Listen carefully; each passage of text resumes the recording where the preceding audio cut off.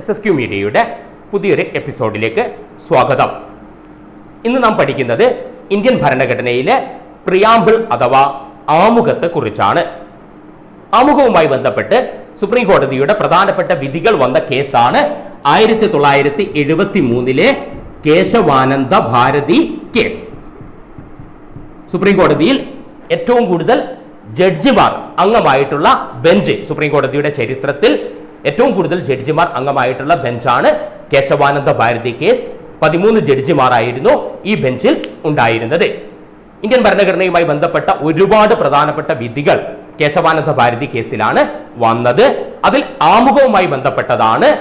ആമുഖം ആർട്ടിക്കിൾ 368 പ്രകാരം ഭേദഗതി ചെയ്യാൻ സാധിക്കും എന്നും കൂടാതെ ആമുഖം ഇന്ത്യൻ ഭരണഘടനയുടെ അവിഭാജ്യ ഘടകവുമാണ് എന്നുള്ളത്. ഈ ഒരു വിധി സുപ്രീം കോടതി വിധിക്കുന്നത് അതിന്റെ തന്നെ മുൻകാല വിധിയായ 1960 ബെരിബാരി യൂണിയൻ കേസിലെ വിധിയെ തിരുത്തിക്കൊണ്ടാണ്. ആ ഒരു കേസിലെ വിധിയെ തിരുത്തിയിട്ടാണ്. നമുക്കറിയാം ഇന്ത്യൻ ഭരണഘടന ഭേദഗതി അത് പ്രതിപാദിക്കുന്ന വകുപ്പാണ് ആർട്ടിക്കിൾ 368. ആർട്ടിക്കിൾ 368 പരിധിയിൽ ആമുഖവും ഭേദഗതി ചെയ്യാം. കൂടാതെ ആമുഖം ഇന്ത്യൻ ഭരണഘടനയുടെ ഇന്റഗ്രൽ പാർട്ട് അഥവാ അവിഭാജ്യ ഘടകമാണെന്നും സുപ്രീം കോടതി വിധിച്ചു. ഭരണഘടനയുമായി ബന്ധപ്പെട്ട് ഒരുപാട് വിധികൾ സുപ്രീം കോടതി ഈ കേസിൽ വിധിച്ചിട്ടുണ്ടെന്ന് ഞാൻ പറഞ്ഞു. അതിൽപ്പെട്ട പ്രധാനപ്പെട്ടതാണ്. എല്ലാം ഞാൻ ഇപ്പോൾ വിശദമാക്കുന്നില്ല, ഘട്ടഘട്ടമായിട്ട് നമുക്ക് പറയാം. അതിൽ പ്രധാനപ്പെട്ടതാണ് ഇന്ത്യൻ ഭരണഘടനയുടെ അടിസ്ഥാന തത്വങ്ങൾ. ആ അടിസ്ഥാന തത്വങ്ങളിൽ മാറ്റം വരുത്താനുള്ള അധികാരം പാർലമെന്റിനില്ല. എന്തൊക്കെ? പാർലമെന്റാണ് ഇന്ത്യൻ ഭരണഘടന ഭേദഗതി ചെയ്യുന്നത്. എന്നാൽ ഭരണഘടനയിലെ എല്ലാ കാര്യങ്ങളും പാർലമെന്റിന് ഭേദഗതി ചെയ്യാൻ സാധിക്കില്ല. ആ സാധിക്കാത്തത് എന്താണെന്ന് ചോദിച്ചാൽ basic features of Indian constitution, Indian ഭരണഘടനയുടെ അടിസ്ഥാന തത്വങ്ങളാണ്. കൂടാതെ മൗലികാവകാശങ്ങളുടെ എസൻസ് എന്ന് പറയുന്നത് അത് ഇന്ത്യൻ ഭരണഘടനയുടെ അവിഭാജ്യ ഘടകമാണ്. എസൻസ് ഓഫ് ഫണ്ടമെന്റൽ റൈറ്റ് എന്നുള്ളതും ഇന്ത്യൻ ഭരണഘടനയുടെ അവിഭാജ്യ ഘടകമാണെന്ന് ഇത്തരത്തിൽ ഒരുപാട് വിധികൾ വന്ന കേസാണ് 1973 സുപ്രീം കോടതിയുടെ കേശവാനന്ദ ഭാരതി കേസ്. ഞാൻ നേരത്തെ പറഞ്ഞു, ബെരിബാരി കേസിലെ വിധിയെ തിരുത്തിക്കൊണ്ടാണ് ഇത്തരമൊരു വിധി സുപ്രീം കോടതി വിധിച്ചത്. ഇത്തരത്തിൽ സുപ്രീം കോടതിക്ക് അതിന്റെ മുൻകാല വിധികൾ പുനഃപരിശോധിക്കാനും തിരുത്താനും അധികാരം നൽകുന്ന വകുപ്പ് ചോദിച്ചാൽ നാം എഴുതേണ്ടത് ആർട്ടിക്കിൾ 137 വളരെ ഇമ്പോർട്ടന്റ് ആയിട്ടുള്ള ഒരു ചോദ്യമാണത്. കോമ്പറ്റീറ്റീവ് എക്സാമുകൾക്ക് സുപ്രീം കോടതിക്ക് അതിന്റെ മുൻകാല വിധികളെ പുനഃപരിശോധിക്കാൻ അധികാരം നൽകുന്ന വകുപ്പ് ആർട്ടിക്കിൾ 137. ആമുഖം തയ്യാറാക്കിയത് ആരെന്ന് ചോദിച്ചാൽ നാം എഴുതേണ്ടത് ജവഹർലാൽ നെഹ്റുവാണ്. ആമുഖത്തിന്റെ ആദ്യ രൂപം ചോദിച്ചാൽ ഭരണഘടനാ നിർമ്മാണ സമിതിയുടെ ലക്ഷ്യപ്രഖ്യാപന പ്രമേയമാണ്. നമുക്കറിയാം ഇന്ത്യൻ ഭരണഘടന ഉണ്ടാക്കിയത് ഭരണഘടനാ നിർമ്മാണ സമിതി അഥവാ കോൺസ്റ്റിറ്റ്യൂവന്റ് അസംബ്ലിയാണ്. ആ ഭരണഘടനയുടെ കരട് തയ്യാറാക്കിയത് ഡോക്ടർ ബി ആർ അംബേദ്കറുടെ നേതൃത്വത്തിലുള്ള ഡ്രാഫ്റ്റിംഗ് കമ്മിറ്റി അഥവാ കരട് രേഖ നിർമ്മാണ സമിതിയാണ്. ഭരണഘടനാ നിർമ്മാണ സമിതിയുടെ ഒന്നാമത്തെ സെഷൻ, ആ ഒന്നാമത്തെ സെഷനിൽ 1946 ഡിസംബർ 13 ജവഹർലാൽ നെഹ്റു ഒരു പ്രമേയം അവതരിപ്പിച്ചു. ഈ പ്രമേയത്തെ ഭരണഘടനാ നിർമ്മാണ സമിതി ചർച്ച ചെയ്യുകയും അതിന്റെ രണ്ടാമത്തെ സമ്മേളനത്തിൽ 1947 ജനുവരി 22 ഈ ഒരു പ്രമേയത്തെ ഭരണഘടനാ നിർമ്മാണ സമിതി അതിന്റെ ഒബ്ജക്റ്റീവ് റെസൊല്യൂഷൻ അഥവാ ലക്ഷ്യപ്രഖ്യാപന പ്രമേയമായി അംഗീകരിച്ചു. നാം എന്തൊക്കെയാണ് പറഞ്ഞത്? ഭരണഘടനാ നിർമ്മാണ സമിതി, ആ ഭരണഘടനാ നിർമ്മാണ സമിതിയുടെ ലക്ഷ്യപ്രഖ്യാപന പ്രമേയം അവതരിപ്പിച്ചത് ജവഹർലാൽ നെഹ്റു ആണ്. ജവഹർലാൽ നെഹ്റു ഈ ഒരു പ്രമേയം അവതരിപ്പിക്കുന്ന ഡേറ്റ് ആണ് 1946 ഡിസംബർ 13. ഭരണഘടനാ നിർമ്മാണ സമിതി ചർച്ച ചെയ്യുകയും ഒരുപാട് പേർ പ്രമേയം അവതരിപ്പിച്ചിട്ടുണ്ട്. അതിൽ ജവഹർലാൽ നെഹ്റു അവതരിപ്പിച്ച ഈ ഒരു പ്രമേയത്തെ ഭരണഘടനാ നിർമ്മാണ സമിതി അതിന്റെ ലക്ഷ്യപ്രഖ്യാപന പ്രമേയം ഒബ്ജക്റ്റീവ് റെസൊല്യൂഷനായി അഡോപ്റ്റ് ചെയ്തത്, അംഗീകരിച്ച ഡേറ്റ് ആണ് 1947 ജനുവരി 22. അതിൽ മാറ്റങ്ങൾ വരുത്തിക്കൊണ്ടാണ് ഇന്നത്തെ നമ്മുടെ ഭരണഘടനയിലെ ആമുഖം അഥവാ പ്രിയാമ്പിൾ വരുന്നത്. അപ്പൊ ആമുഖത്തിന്റെ ആദ്യ രൂപം ചോദിച്ചാൽ നാം എഴുതേണ്ടത് ലക്ഷ്യപ്രഖ്യാപന പ്രമേയം. ലക്ഷ്യപ്രഖ്യാപന പ്രമേയത്തിന്റെ മോഡിഫൈഡ് വേർഷൻ, പരിഷ്കരിച്ച രൂപം ചോദിച്ചാൽ നാം എഴുതേണ്ടത് ആമുഖം. ആമുഖം തയ്യാറാക്കിയത് ചോദിച്ചാലും ഭരണഘടനാ നിർമ്മാണ സമിതിയുടെ ലക്ഷ്യപ്രഖ്യാപന പ്രമേയം തയ്യാറാക്കി അവതരിപ്പിച്ചത് ചോദിച്ചാലും നാം എഴുതേണ്ട ആൻസർ ജവഹർലാൽ നെഹ്റു ലക്ഷ്യപ്രഖ്യാപന പ്രമേയം അംഗീകരിച്ചത് 1946 ഡിസംബർ 13 ലക്ഷ്യപ്രഖ്യാപന പ്രമേയം അവതരിപ്പിച്ചത് 1946 ഡിസംബർ 13 ലക്ഷ്യപ്രഖ്യാപന പ്രമേയം അംഗീകരിച്ചത് ഭരണഘടനാ നിർമ്മാണ സമിതി അംഗീകരിച്ചത് 1947 ജനുവരി 22-ാം തീയതിയാണ്. നാം നേരത്തെ പറഞ്ഞു ഇന്ത്യൻ ഭരണഘടനയുടെ ഭേദഗതി പ്രതിപാദിക്കുന്നത് ആർട്ടിക്കിൾ 368 പ്രകാരമാണ്. ആർട്ടിക്കിൾ 368 പ്രകാരം ആമുഖം ഭേദഗതി ചെയ്യാവുന്നതാണ്. ഇനി ഇന്ത്യൻ ഭരണഘടനയുടെ ആമുഖം ഭേദഗതി ചെയ്തിട്ടുണ്ടോ എന്നുള്ള ചോദ്യത്തിന് നാം എഴുതേണ്ടത് ഉണ്ട് എന്നാണ്. എത്ര പ്രാവശ്യം എന്ന് ചോദിച്ചാൽ ഒരു പ്രാവശ്യം. ഏതാണ് ആ ഭേദഗതി എന്ന് ചോദിച്ചാൽ 1976 42-ാം ഭരണഘടനാ ഭേദഗതി നിയമം, കോൺസ്റ്റിറ്റ്യൂഷൻ അമെൻമെന്റ് ആക്ട് ആണ്. മാറിപ്പോകരുത്. ആമുഖം എത്ര പ്രാവശ്യം 42 എന്ന് എഴുതരുത്. ആമുഖം ഭേദഗതി ചെയ്ത ഭേദഗതിയുടെ നമ്പർ, ഭേദഗതി നിയമത്തിന്റെ നമ്പറാണ് 42-ാം ഭേദഗതി നിയമം അഥവാ 42nd കോൺസ്റ്റിറ്റ്യൂഷൻ അമെൻമെന്റ് ആക്ട്. ഏതാണ് വർഷം? 1976.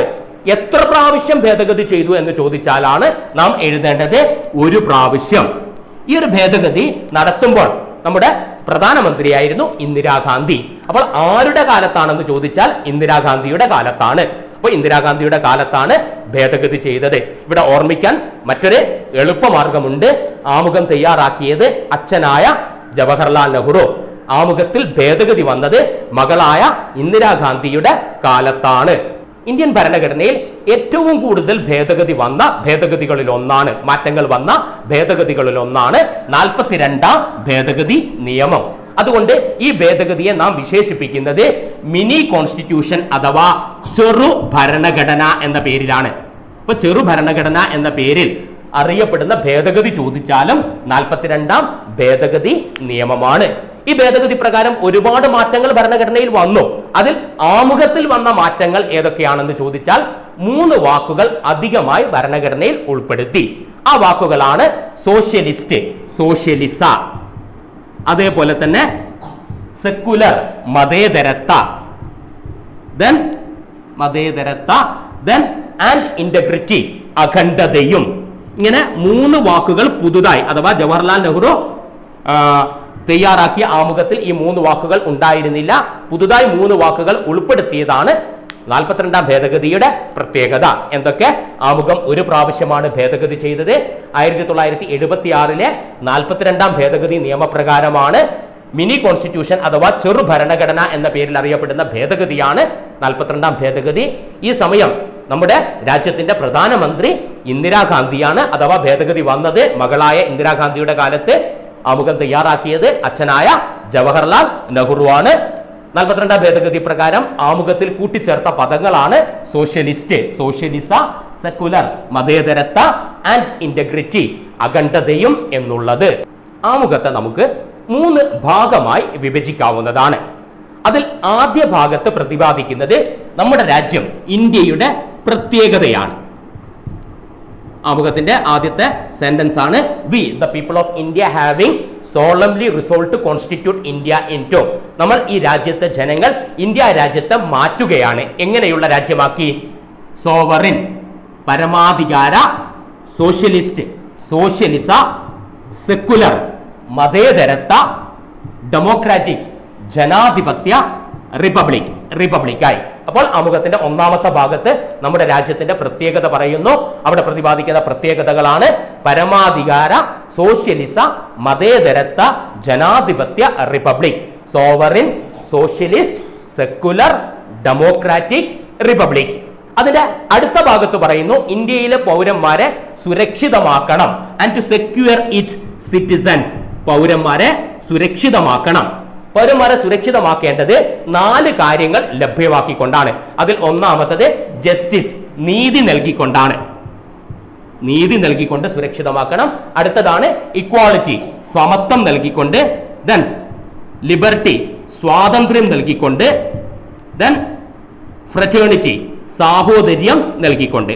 ഇങ്ങനെ 4 കാര്യങ്ങൾ ലഭ്യമാക്കി ഇന്ത്യയിലെ പൗരന്മാരെ സുരക്ഷ ഉറപ്പുവരുത്തണം. And to secure its citizens എന്ന് പറഞ്ഞിട്ട് നീതി, സമത്വം, സ്വാതന്ത്ര്യം, സാഹോദര്യം എന്നിവ ലഭ്യമാക്കണമെന്ന് പറയുന്നു. ആമുഖത്തിന്റെ അവസാന ഭാഗത്ത് പറയുന്നത് ആമുഖം അംഗീകരിച്ചതിനെ കുറിച്ചാണ്.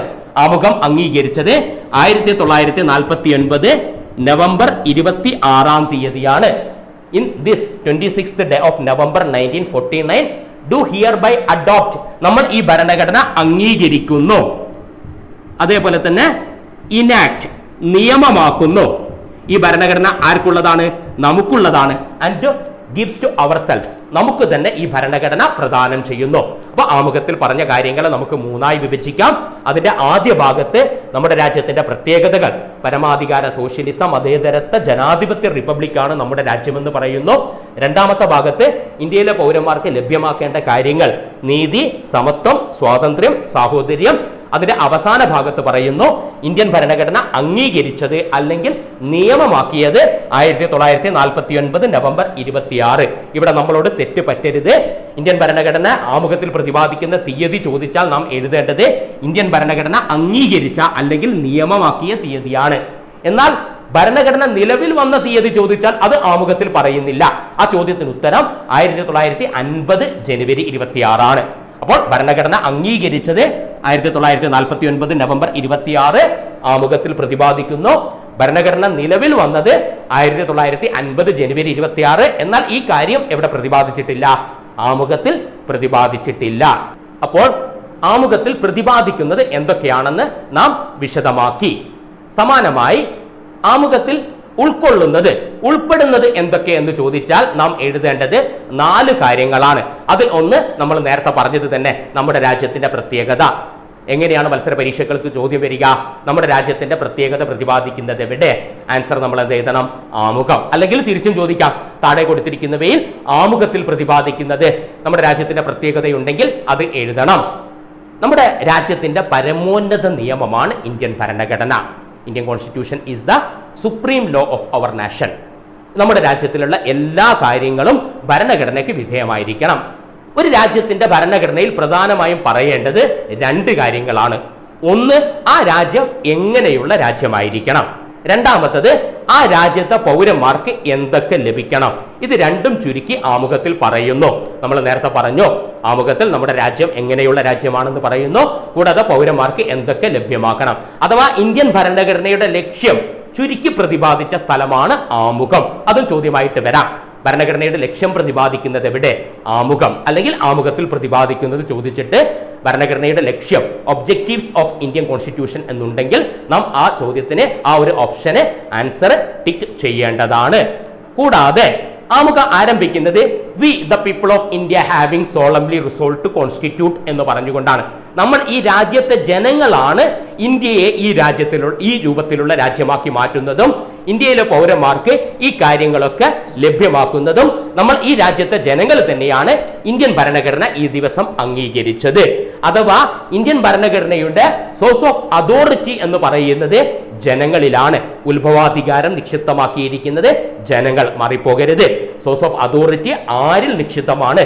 ആ ഒരു ചോദ്യത്തിന് നാം എഴുതേണ്ടത് V the people of India, നമ്മൾ ഈ രാജ്യത്തെ ജനങ്ങളിലാണ്. കൂടാതെ നമ്മൾ നേരത്തെ പറഞ്ഞ കാര്യം തന്നെ ആമുഖത്തിൽ ഉൾപ്പെടുന്നതാണ് ഇന്ത്യൻ ഭരണഘടന അംഗീകരിച്ച തീയതി അല്ലെങ്കിൽ നിയമമാക്കിയ തീയതി. ആമുഖവുമായി ബന്ധപ്പെട്ട ആശയങ്ങൾ കടമെടുത്തത് ചോദിച്ചാൽ, ഓർ സിംപ്ലി ആമുഖം കടമെടുത്തത് ചോദിച്ചാൽ നമ്മൾ പറയേണ്ടത് അമേരിക്കയാണ്. അമേരിക്കൻ ഭരണഘടനയുടെ മാതൃകയിൽ. അതിനർത്ഥം ആ രൂപത്തിൽ അങ്ങനെ തന്നെ നമ്മൾ ആമുഖം എഴുതി എന്നല്ല, പകരം ലോകത്തിലെ ഏറ്റവും പഴക്കം ചെന്ന ഭരണഘടന അമേരിക്കയുടേതാണ്. അമേരിക്കൻ ഭരണഘടന ആരംഭിക്കുന്നത് ആമുഖത്തോടു കൂടിയാണ്. നമ്മുടെ ഭരണഘടന ആരംഭിക്കുന്നതും ആമുഖത്തോടു കൂടിയാണ്. കൂടാതെ ഭരണഘടനയുടെ സോഴ്സ് ഓഫ് അതോറിറ്റി ജനങ്ങളിൽ നിക്ഷിപ്തമാണെന്നുള്ള ആശയവും നാം കടമെടുത്തത് അമേരിക്കയിൽ നിന്ന് തന്നെയാണ്. നമുക്കറിയാം, ലോകത്തിന്റെ ഗതിയെ മാറ്റിമറിച്ച വിപ്ലവങ്ങളിൽ ഒന്നാണ് ഫ്രഞ്ച് വിപ്ലവം. ഫ്രഞ്ച് വിപ്ലവത്തിൽ മുഴങ്ങിക്കേട്ട മുദ്രാവാക്യങ്ങളായിരുന്നു ഇക്വാളിറ്റി, ലിബർട്ടി, ഫ്രറ്റേണിറ്റി, സമത്വം, സാഹോദര്യം, സ്വാതന്ത്ര്യം എന്ന് പറയുന്നത്. കൂടാതെ ലൂയിമാർ ഇനി മുതൽ ഫ്രാൻസ് ഭരിക്കേണ്ടതില്ല, പകരം ജനങ്ങൾ തീരുമാനിക്കുന്നവർ ഭരിക്കും, അഥവാ ഫ്രാൻസ് റിപ്പബ്ലിക് ആയിരിക്കണം. ഈ ആശയങ്ങളൊക്കെ ലോകത്തിന് സംഭാവന ചെയ്തത് ഫ്രഞ്ച് വിപ്ലവമാണ്. അതുകൊണ്ട് തന്നെ സമത്വം, സ്വാതന്ത്ര്യം, സാഹോദര്യം കൂടാതെ റിപ്പബ്ലിക് എന്നീ ആശയങ്ങൾ നാം കടമെടുത്തത് ചോദിച്ചാൽ ഓപ്ഷനിൽ വിപ്ലവമാണെങ്കിൽ ഫ്രഞ്ച് വിപ്ലവം, ഓപ്ഷനിൽ രാജ്യത്തിന്റെ പേരാണെങ്കിൽ നമ്മൾ എന്ത് എഴുതണം? ഫ്രാൻസ്. കൂടാതെ നീതി എന്ന് പറയുന്ന ആശയം നാം കടമെടുത്തത് റഷ്യൻ വിപ്ലവത്തിൽ നിന്നാണ്. റഷ്യൻ വിപ്ലവത്തിന്റെ സംഭാവനയാണ് നീതി അഥവാ ജസ്റ്റിസ്. ഏതു രൂപത്തിലുള്ള നീതി? സോഷ്യൽ, എക്കണോമിക് ആൻഡ് പൊളിറ്റിക്കൽ, സാമൂഹിക രാഷ്ട്രീയ നീതി. അപ്പൊ എന്തൊക്കെ പറഞ്ഞു? ആമുഖം കടമെടുത്തത് ചോദിച്ചാലും, ഉത്ഭവാധികാരം ജനങ്ങളിൽ നിക്ഷിപ്തമാണെന്നത് കടമെടുത്തത് ചോദിച്ചാലും അമേരിക്ക, അതേപോലെ സമത്വം, സ്വാതന്ത്ര്യം, സാഹോദര്യം, ദെൻ റിപ്പബ്ലിക് എന്നീ ആശയങ്ങൾ കടമെടുത്തത് ഫ്രഞ്ച് വിപ്ലവം അഥവാ ഫ്രാൻസ് ആണ്. ദെൻ നീതി, സാമൂഹിക രാഷ്ട്രീയ സാമ്പത്തിക നീതി എന്ന ആശയം കടമെടുത്തത് റഷ്യൻ വിപ്ലവം അഥവാ റഷ്യ, സോവിയറ്റ് യൂണിയനിൽ നിന്നാണ്.